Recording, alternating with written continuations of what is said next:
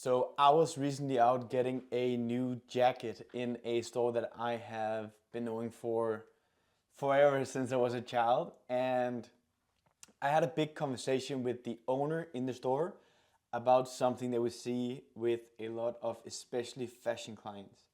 And he had 5 previous agencies on his business and on his e-commerce setup. He also has a few stores, and he completely burned through all his cash. He lost all confidence in e-commerce, which is really sad because it is so scalable as well. So we had a long conversation. I ended up staying there for a few hours, and what I talked to him about, I think is something that a lot of other fashion clients can relate to and hopefully can help them as well.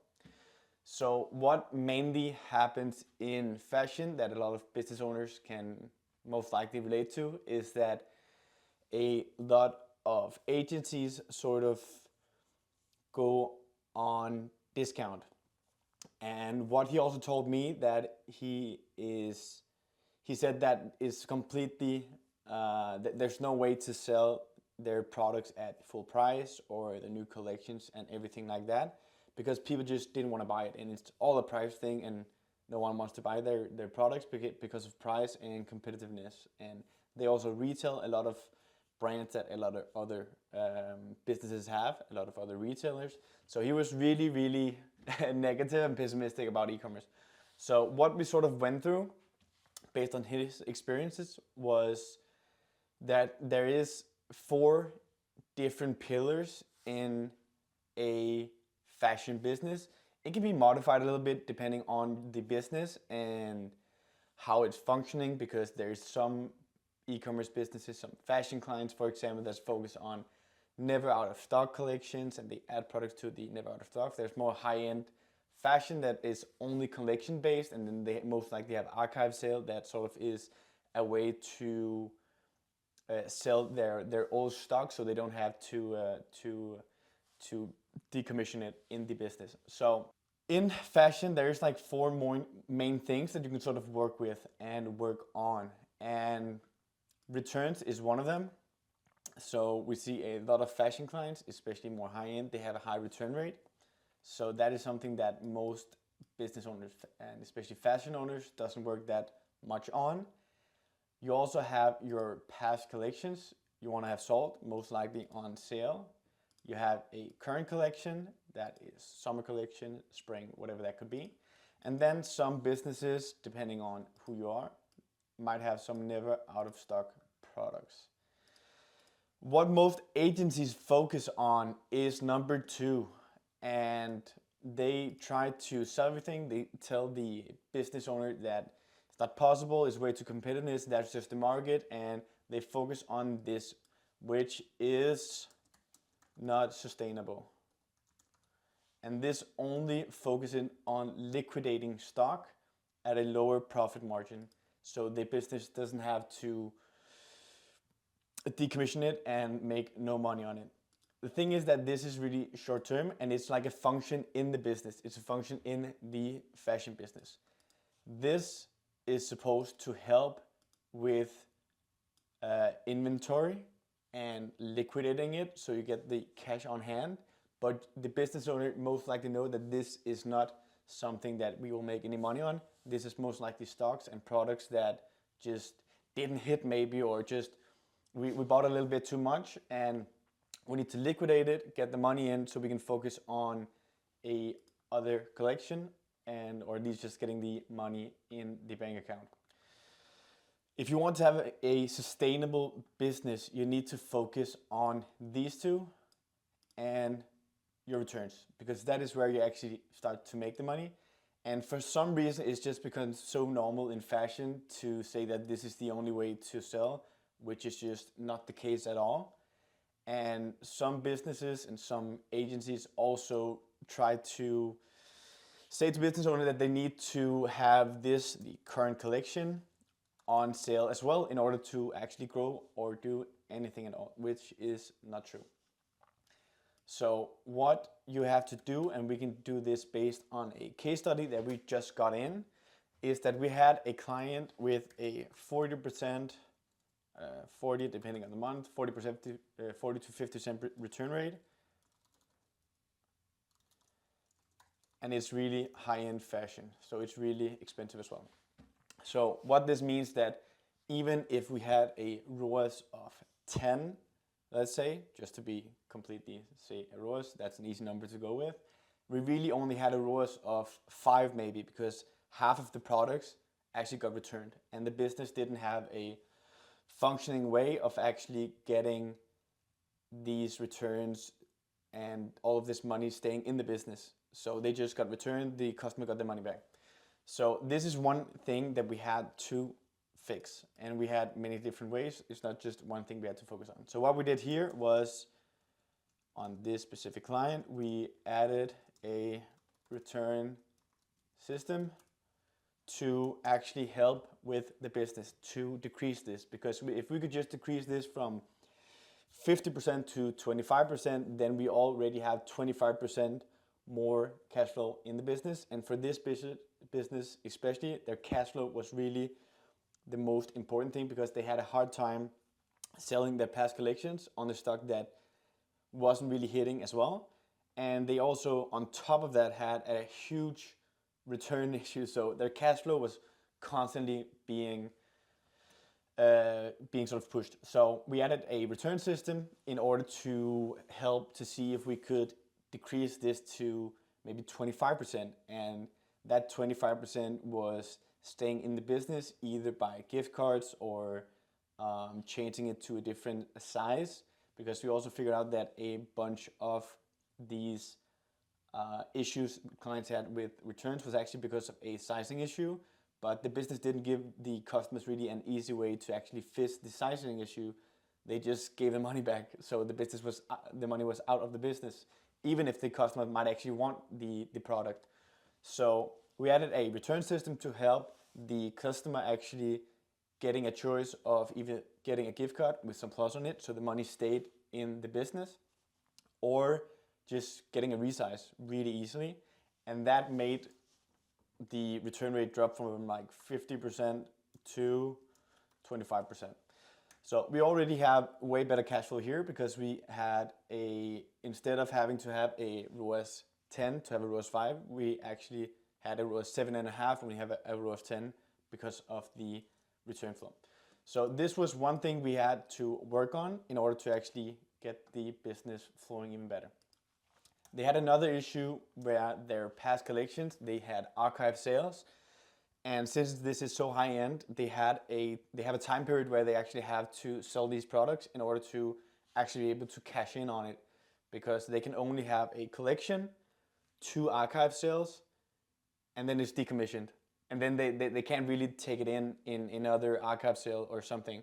So they had like these 2 sales that they could add the collections in, and then they had to decommission it for like €0, and then it's just a write-off and a big hit to the bottom line. So the other thing that we had to work on was the archive sale situation, where when we couldn't sell every product, what could we actually do in order to make sure that we sold as much as possible in these archive sales, so they got the money in, so they was also able to make bigger orders on the current collections, because they were afraid to actually increase the orders on the collections, because previously they couldn't really sell the collection at full price, which meant that the products and the collections, most of it went into the archive sale, and then they couldn't sell the archive sale or the products in the archive sale, which meant that they just had to decommission a ton of products. And that meant in order for us to increase the bottom line based on selling products at full price from the current collection, we also had to figure out, okay, the products that actually go through here, because there's going to be products and collection that just doesn't hit, and we have to have a flow and a way to actually sell these products and get the money in, so we are able to invest that in a new collection and increase that flow so the business grows. So what we did here was just basically making a completely different setup on how we actually sold the collection. We also opened up for the other markets, because they only sold it in their primary market here. We opened up for different markets where the returns wasn't as high as well, and just pushed it out, and that meant that we sold 90 to 95 on the sales. We still had some other products, and those products we used in other ways to sort of involve the customers, which could be gifts, whatever it could be before it got decommissioned. So that could be giveaways, it could be whatever it was. So the products that we actually didn't sell, we still used in a commercial way to actually get customers through the business. And when we got that sorted, we knew that now we have a low return rate, so we know that we don't have as many clients actually returning, which means we doesn't need a higher of a ROAS to actually be profitable. And now we also know that the products that actually go through the business, we also have a way of selling it. So we don't have a huge write-off each year, which means that we can't really invest in current collections because we can't increase it because we just know there's going to be a huge write-off on it. Then the third step is really, they don't have never out of stock products, they only have a current collection. So that also means that it's really important that we have a way of selling it, because if a current collection doesn't hit, that's a tough one. So the current collection, what we did was we tried to work on ways that we could sell, because at the end of the day, most businesses want to sell as much as possible here, because this is where the profit actually is, in the current collection at full price. So what we did here was we worked a lot on messaging, the website, and the content, because previously they have used a lot of stock photos. They hadn't really invested in content, and they didn't want to invest a whole lot in content in the beginning before they knew it was really working, because they used a ton of money.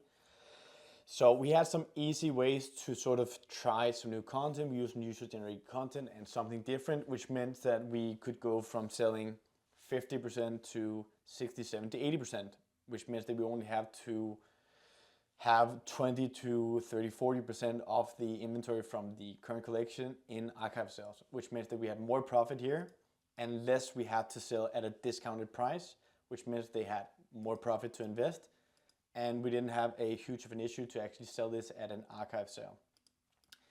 But this is where the most important part is, because you don't make money on this, you only make money on decreasing this, which means that we can push harder here and here.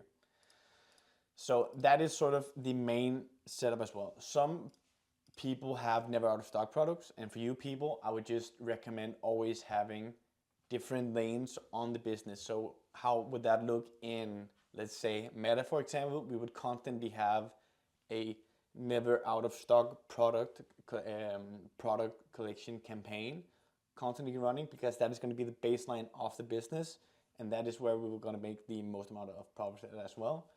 Then we have, in this setup, this is going to be called a seasonal campaign, where the current collection that is running is going to be in a separate campaign that is going to push the baseline up. When we have this, most likely drop a little bit. And then we have a third steps where whatever is coming out on these products, we're going to have a way of liquidating that and then investing it back in this. And if you have never out of stock, there as well. But this is where you should focus 80 to 90% of your time to find a way to actually sell this. And so many people say it's so tough to actually sell these products. It's really just about messaging and branding. And this is easier said for a brand that has their own products, private label and everything like that. But we still see the same with retail clients, that even me, myself, I'm willing to pay. I was recently out getting a computer, for example, and I wanted to pay a few thousand kroners, a few hundred euros more to pay on a website that I knew, because in my head, I still had an idea like if this is that much cheaper, there's gonna be some issues, and I don't want to have issues when it's like a laptop, a jacket, something that is expensive or something like that, for example.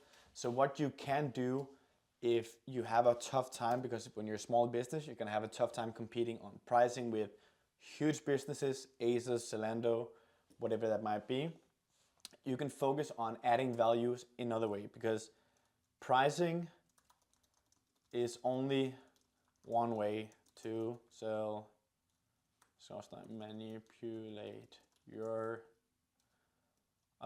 distribution, right? So other ways is security, social proof, etc., etc. So other things that we can do is, for example, being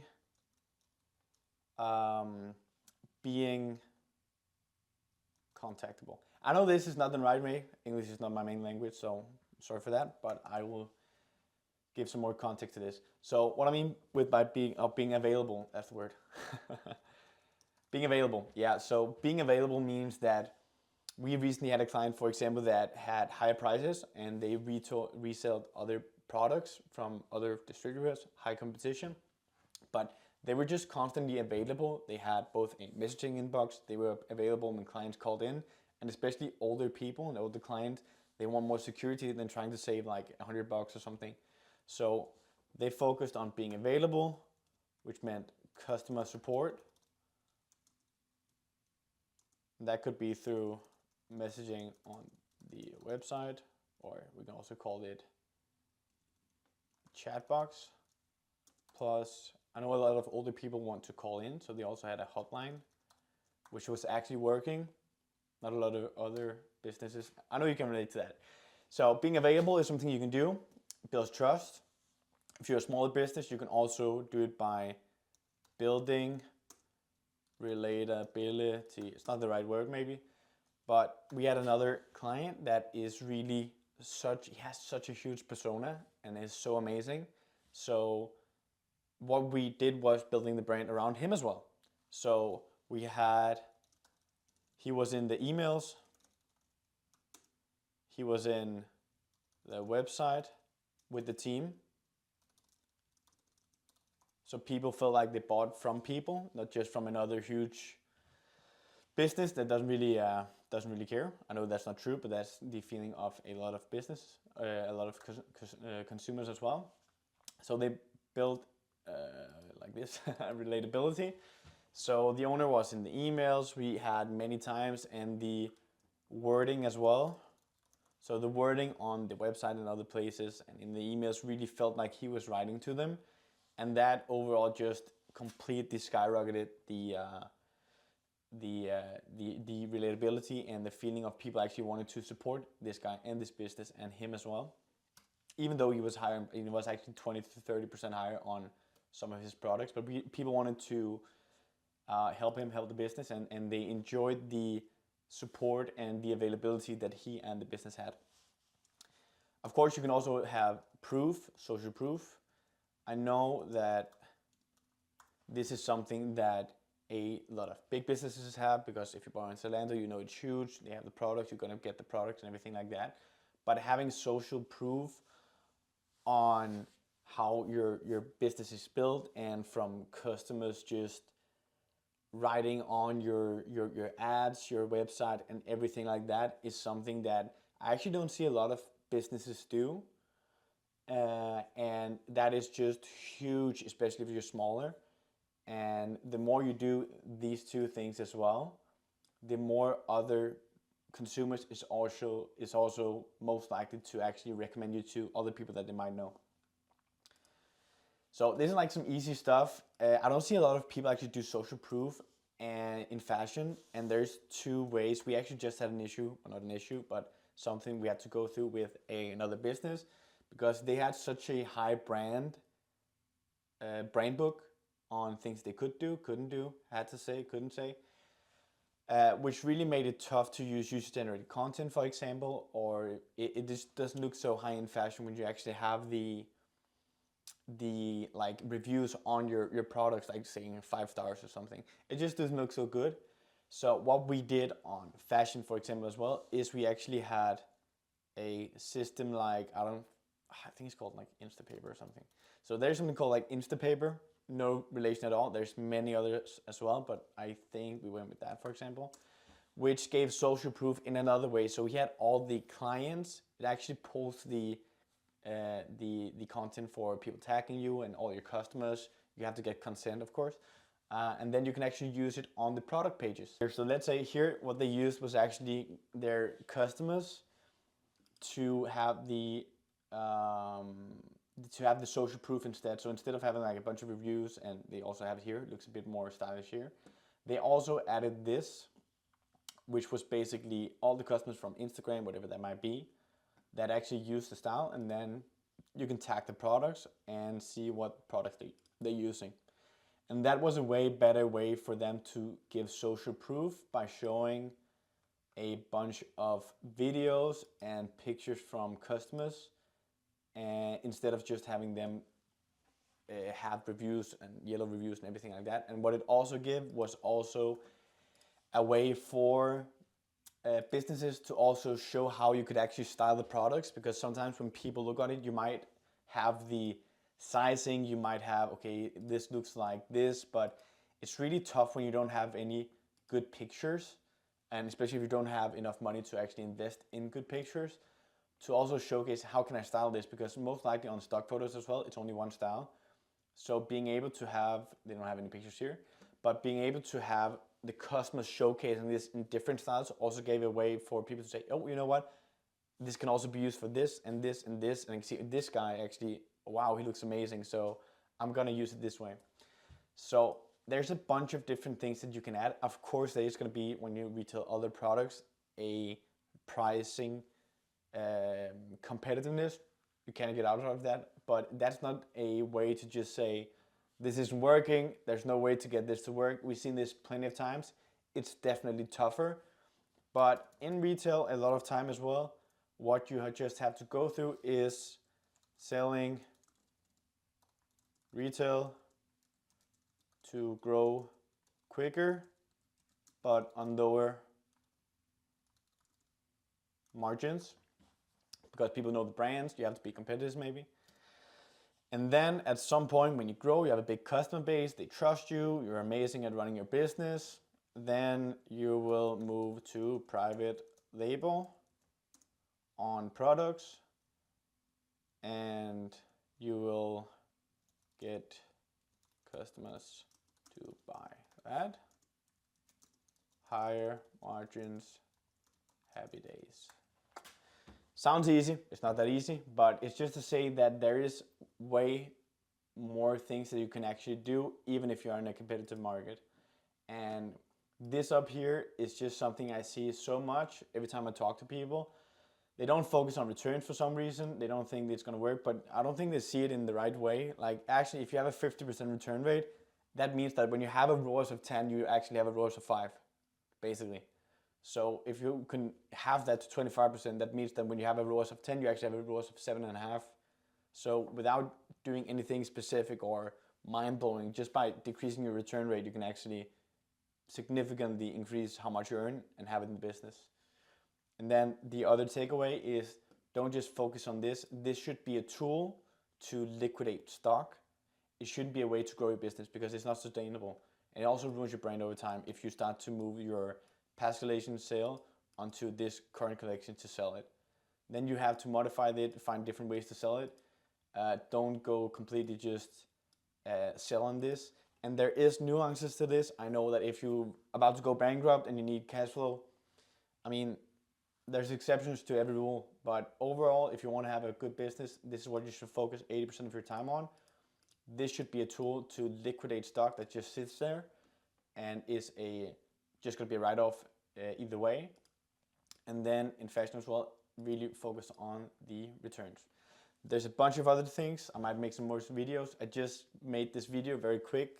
It's very easy setup, just to give some context to a lot of business owners that might feel like that is the only way to run the business, and the agency says that is that what needs to be done. Most of the time it just isn't. They just don't want to use their time here, because this is way tougher than doing this. Like this, don't get me wrong, is way easier, and it's the easy choice. It's just not the right choice. So I know this is tougher, and people might say that, hey, it's not that easy, and it isn't that easy, but there is so much you can do. And it's so easy because most people don't want to do these things. They just want to focus on this because it makes sales, even though they don't make any money, go bankrupt, whatever that might be. But this is where the money is. This is a tool for these two things, not the other way around. So hopefully that gave some context. Hopefully though that helped a little bit. I might do a more deep dive on a lot of things like this. If you liked it, please say so. If you want me to go through something else, say so as well. If you didn't like the format, it's too formal or not too formal, then say that as well, and I might just use some more time on it. But this is a really easy, I can't say quick because we're 26 minutes in, but yeah, hopefully that's going to help some of you in the upcoming years. So I'll see you soon.